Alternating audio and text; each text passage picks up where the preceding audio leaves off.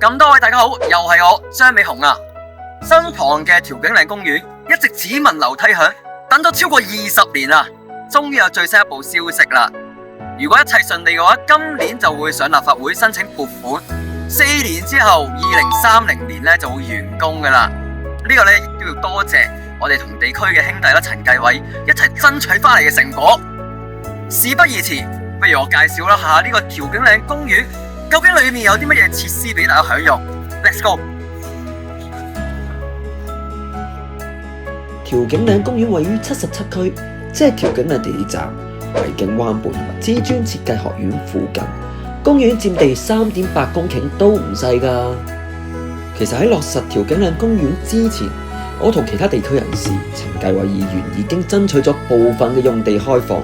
例如2024年開放嘅調景嶺花園，2023年開放嘅將南公路花園啊，但係裡面嘅設施實在十分有限。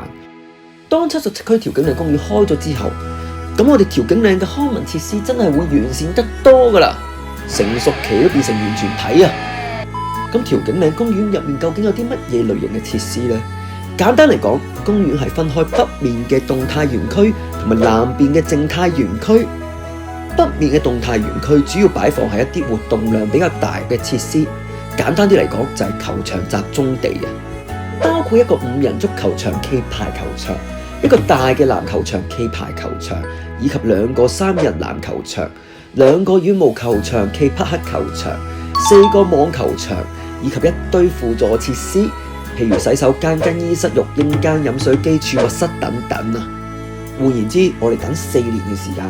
如果你想踢波、打籃球、打網球、打羽毛球，甚至玩匹克球嘅話，都可以喺呢個北面嘅動態園區有得玩啊！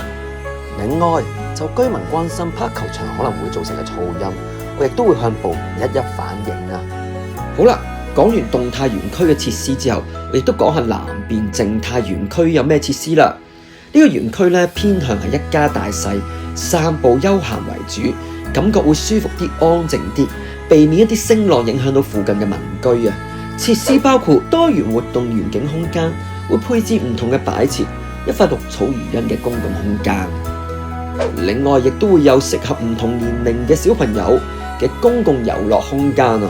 當然，亦都會有適合長者或者一般市民使用嘅健身設施、健身徑同埋緩跑徑啊！仲有寵物公園同埋其他嘅輔助設施。洗手間、更衣室、育嬰間、飲水機、儲物室等等啊！最後，公園上面嘅設計咧，亦都計劃咧喺唐賢街嘅南端新增一個行人過路位，方便翻居民來回動態區、靜態區，亦都方便翻將軍澳南一帶嘅街坊行去公園嘅時候順路一啲啊！而我亦都喺區議會上面表示，必須要加強呢啲過路設施嘅安全，亦都應該要增加多啲遮陰擋雨嘅蔭牌。以及加強我哋公園緩解聲浪嘅設施啊！希望做到減少附近民居嘅影響之餘，亦都俾佢哋有一個一家大細嘅休憩空間啊！你嘅意見係點？歡迎留言俾我 ，like 同埋 share， 最緊要撳一撳個鐘仔，訂閱我頻道，一旦有新嘅影片，我哋即刻通知你啊嘛！下次再見啦，拜拜。